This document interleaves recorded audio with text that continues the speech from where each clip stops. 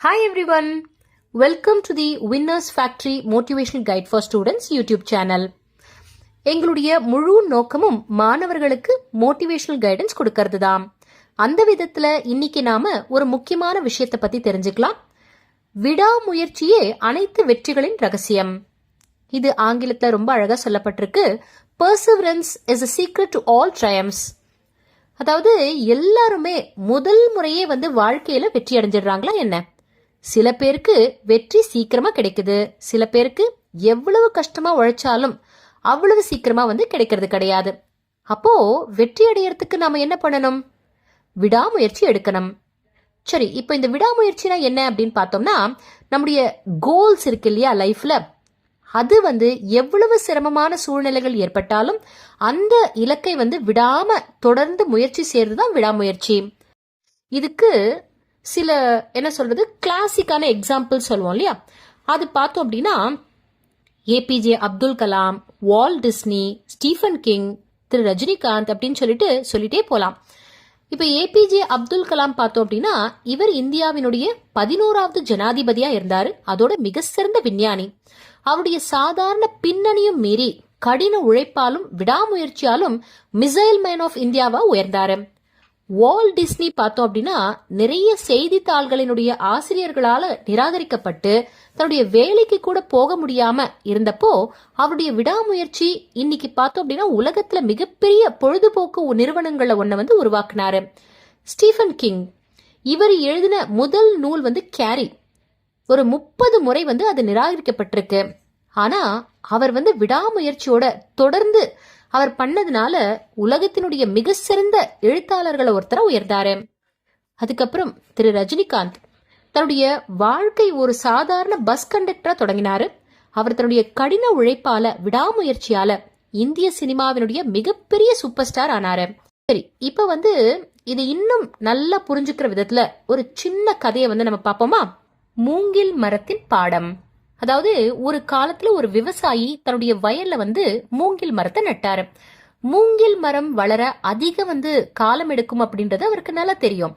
ஆனா அவர்கிட்ட பொறுமை இருந்தது. தினமும் அவர் என்ன பண்ணாரு அப்படின்னா மண்ணுல தண்ணிய ஊத்தி வயலை பராமரிச்சுக்கிட்டு வந்தாரு. மாதங்கள் போச்சு, ஆண்டுகள் போச்சு. ஆனா அந்த மரம் முளைக்கவே இல்லை. கிராமத்தினர் எல்லாரும் அவரை பார்த்து சிரிக்க ஆரம்பிச்சாங்க. நீ ஆண்டுகளா அதே இடத்துல தண்ணி ஊத்திட்டு வர, ஆனா எதுவுமே வளரல, ஏன் வேறு எதையாவது நட்டு வைக்க கூடாதா அப்படின்னு கேலி பண்ணாங்க.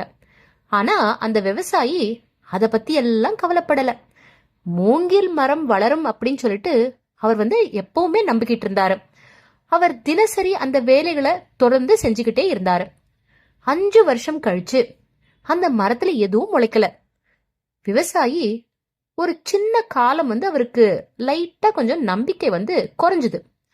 சில விஷயங்களுக்கு நேரம் தேவைப்படும் அப்படின்னு சொல்லிட்டு அவரே நினைச்சுக்கிட்டாரு.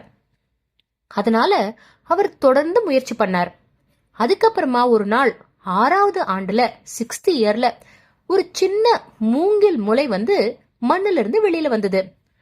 6 வாரங்கள்ல அந்த மூங்கில் பார்த்தோம் அப்படின்னா கிட்டத்தட்ட ஒரு 90 feet ஹைட்டுக்கு வளர்ந்தது.